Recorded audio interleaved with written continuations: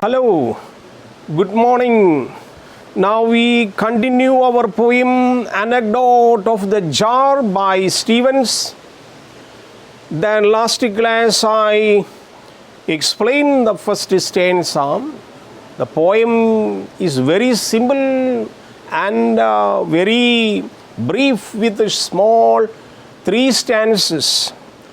But hidden area that to be developed as a philosophical thought we have to discuss in detail. I placed a jar in a Tennessee, and around it was upon a hill. It made the solvenly wilderness around that hill. So that was the introductory, the first stanza given the poet. This is somewhat symbolic in the sense that a jar is artificial, that is man-made. But the wilderness stands on the imaginative world where you get very lifeful areas. The wilderness rose up to it and sprawled around, no longer wild. This is showing the man's torture on the nature. What torture? It is a deliberate penetrating interference in the course of wilderness, the course of forest. The forest is godly made for the purpose and the benefit of mankind. But what this man does deforestation, and what happens, the result, people have to suffer.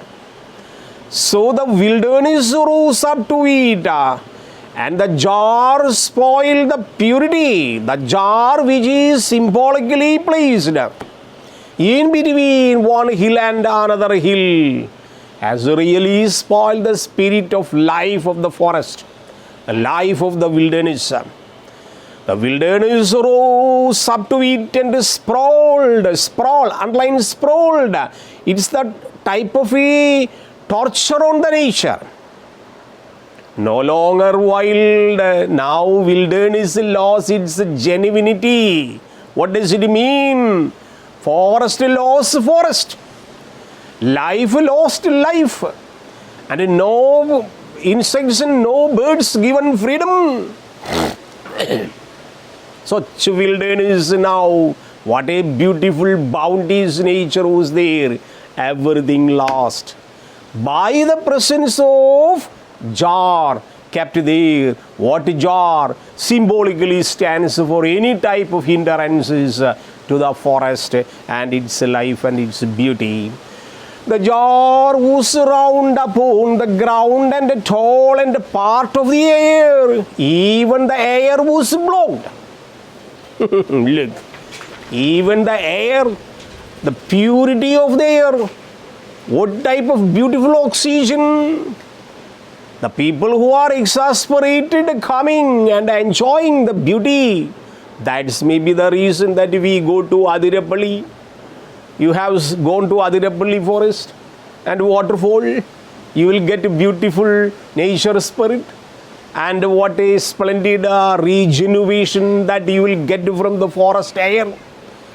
That is why people say you should live among the trees. Oxygen you will get. That may be the reason of our COVID-19, no oxygen is supplied. So those people who live among the trees will get no disease like COVID-19. So poet says such a hindrance, man-made hindrance on the forest, on the wilderness, spoiled everything. That is what the wilderness rose up to it and sprawled around. The man's deliberate torture on the nature by the way of keeping such jars and blockades and hindrances to the wilderness would spoil everything. No longer wild. Wilderness is no longer wilderness. Forest has no become forest here. Everything lost. Life of the forest is lost. The jar was round upon the ground and tall and pot in the air. Underline pot. Even it has been compared to a port. Port may be the port of a sea, the where that no seas can easily land on the port. Look here, that also everything the harbor, we can think of it as a harbor, entry way in out of the flows. The port may also be in place where lot of commerce takes place. Before it was considered to be a dam. Here port in the air. Pot in the air, which we expect a purified air from the forest and the wilderness. We do not get just like a port where there are no ships landing at all. It is desolated.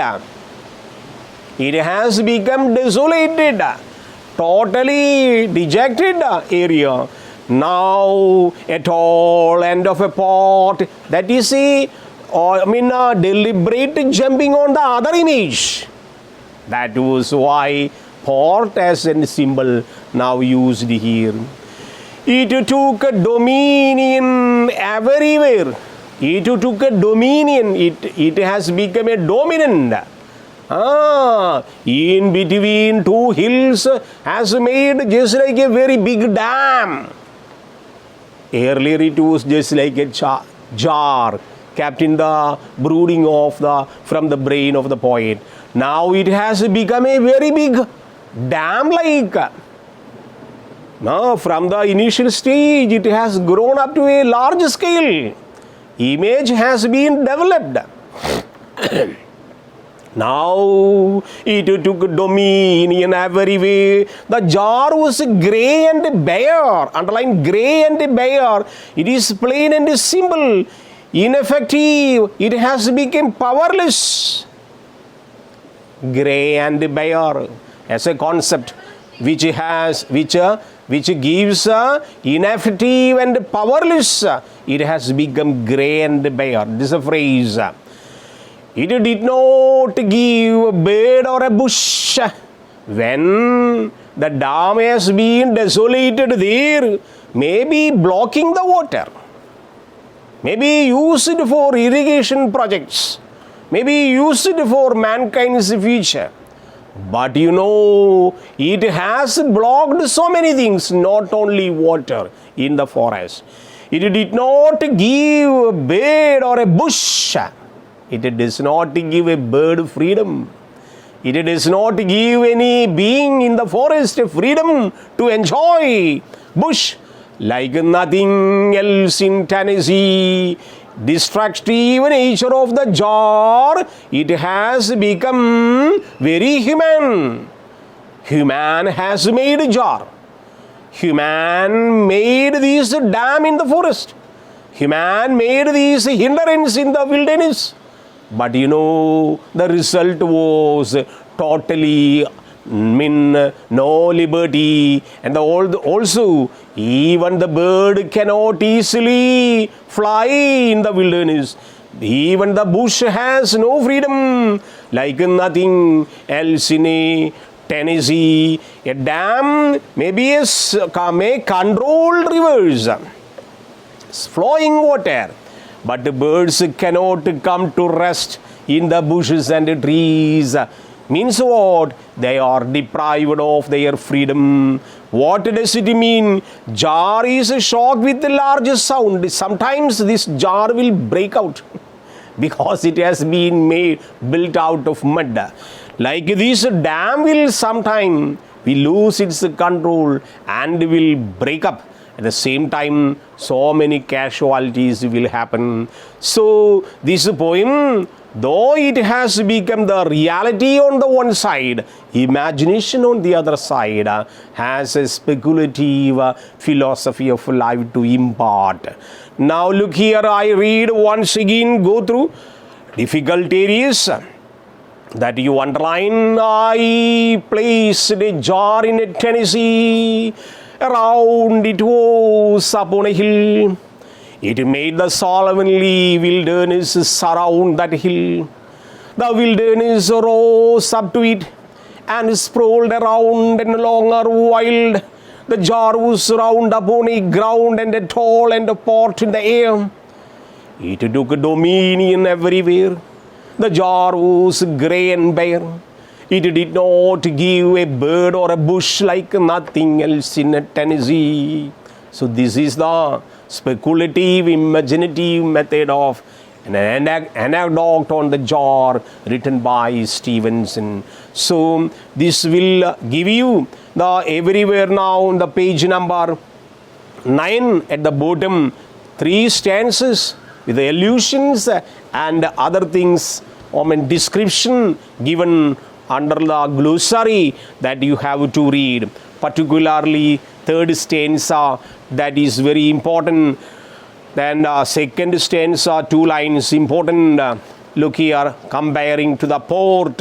Now page number 9, bottom given everything in the wilderness, trees, flowers, birds is rising up to the hill and the jar. Soon the jar grows importance, makes the wilderness no more wild.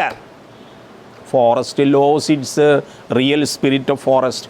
The jar spoils the purity of wilderness, tries to take into the fold. The word pot in 8th line can have a different meanings. We can think of it as a harbor or entryway in out of which air flows.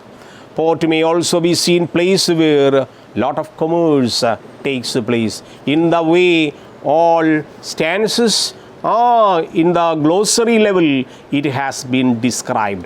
So this anecdote on the jar, though it has become very simple poem to be read and enjoyed in a serious way. So in the revision time, I'll give you some more guidance. The page number 9, 10, there are some questions given that you have to think over. Essay, also write an essay on central theme of the poem. Anecdote on the jar is also given. So in the revision time, we will give you so many questions and other things. Till that moment, we tell you goodbye.